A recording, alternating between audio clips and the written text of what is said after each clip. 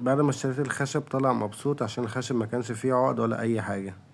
الفيديو ده هيكون تعليم للفنانين اللي حابة تعمل تابلو بنفسها.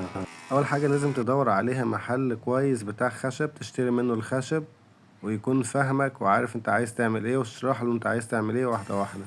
اليكم الخطوات. اول حاجة دخلناه على مكنة الرابون اللي هي مكنة المسح، اخد جنبين. وبعد كده على المنشار قسمت التخانة على 5 سنتي عشان يبقى اللوح تخين ومحمل وما يتكسرش. اول حاجة انا كنت بشتري اول لوح 4 متر 12 سنتي وكنت بقسمه على 3 حتت.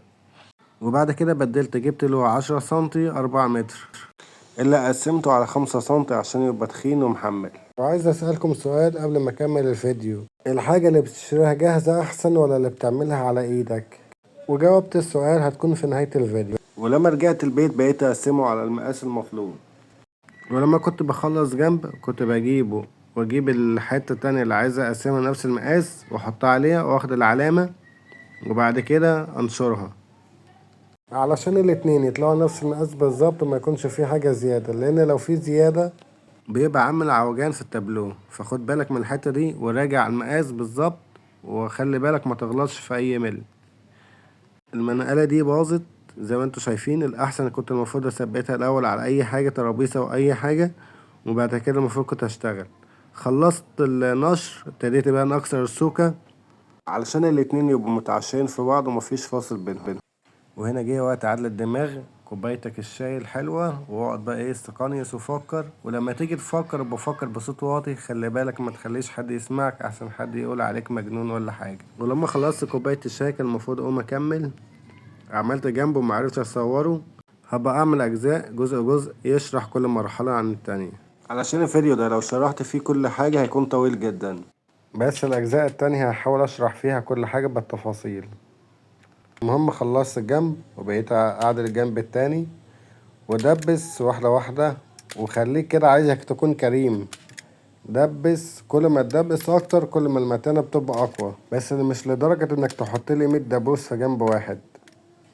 ومش عارف هنا ليه بنقص برواز 45 ليه ما يكونش عادل، خصوصا ان في الاخر لما بنحط القماش مش بيبان. هيبقى احمد زيه زي الحاج احمد وهيبقى 45 زيه زي العادي. خلصت البرواز الخشب على خير ونقيت احسن حاجة عندي وحاولت على قد ما اقدر انا اتجنب البذوذ. وابتديت احط القماش وبعد كده احط الخشب وزودت 5 سنت زيادة من القماش من كل ناحية، 5 زيادة او اكتر يعني، في حدود 8 سنت يعني. ولو في زيادة عادي ممكن تبقى تقصها. ونوع القماش اللي انا بستخدمه اسمه دك، نوع بيبقى تخين ومحبب وبيستحمل. مش على طول بستخدم النوع ده لان النوع ده بيبقى ليه مقاس معين صغير وما بيتزادش، فاوقات كتير ما بستخدموش في اللوحة الكبيرة علشان مش بيبقى موجود منه مقاس كبير. بعد كده بتني تانية صغيرة عشان التنسيل بتاع القماش ما يبانش من ورا ويبقى شكله وحش، فبتني تانية صغيرة. وبعد كده ادبس كل دبوس بعيد عن التاني ب5 سنتي. وبتني برضو عشان ما ينسلش وعشان يبقى يدي شكل حلو في الاخر. وهجري شوية لان مفيش كلام هنا يتقال. عملت جنب وشديت التاني وبعد كده بظبط المقاس وبشوف اني مزود قماش زيادة. وجت اكتر حتة مهمة، لو مهتمتش بيها يبقى اللي انت عملته كل ده ضاع على الفاضي. بقيت احط رجلي اسند رجلي واشد القماش واتني واشد القماش عشان انا عايز في الاخر كأني ماسك طبلة وبطبل زي الناس اللي بتصنع طبل كده بالظبط. وعملت زوم عشان تبقى واخد بالك من الحتة ديت.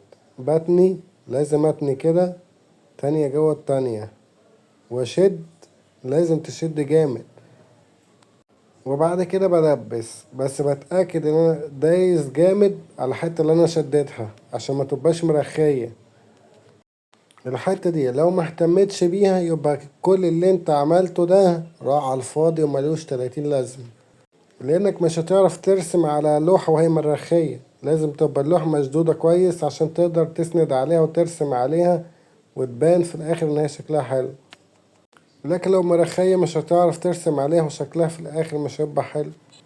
بقيت اقص الزيادة.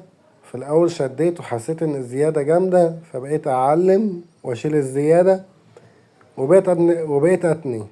وفاضل كام اخر حاجة مهمة ويبقى كده خلصنا. فاضل تقفيلة الجناب وبعد كده هيبقى فاضل الدهان، وهنمشي مع بعض خطوة خطوة. ودي صورة لتقفيلة الظهر المفروض يكون عليها. هتفضل تطبق الحتة ديت واحدة واحدة لغاية لما تظبط معاك، وتشد جامد، وبعد كده تطبق، وبعد كده تدبس في الاخر. وجي وقت انا احكيلكوا ليه ابتديت ان انا اصنع تابلو وليه ما اشتريهوش جاهز. في الاول كنت بشتريه جاهز زي اي حد، بس كنت بشتري الخشب بتاعه MDF، فما كنتش اعرف ان الخشب MDF ما كانش الجودة بتاعته كويس، وكنت بكون قلقان انه يكسر او ما يستحملش، لان كنت بحب الحاجة بتاعته وكنت بحب ان هي تفضل معايا وقت كبير، فلازم اختار جودة كويسة علشان تعيش سنين معايا او مع اللي هيشتريها او مع اللي هيطلبها.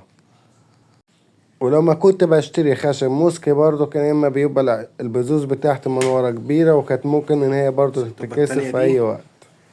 فقلت خلاص انا كده كنت بشتغل نجار، فعارف انواع الخشب وعارف الموضوع هبدأ فيه ازاي. اتفرجت على كام فيديو لقيت الموضوع سهل، فابتديت انا اعملها. بس برضو الموضوع كان بيبقى متعب وكان بياخد وقت كبير، فابتديت ان انا ارجع اشتري برضو، بس ما عجبنيش الحوار، فابتديت انا اصنع تاني لان كنت بحب الحاجة ديت.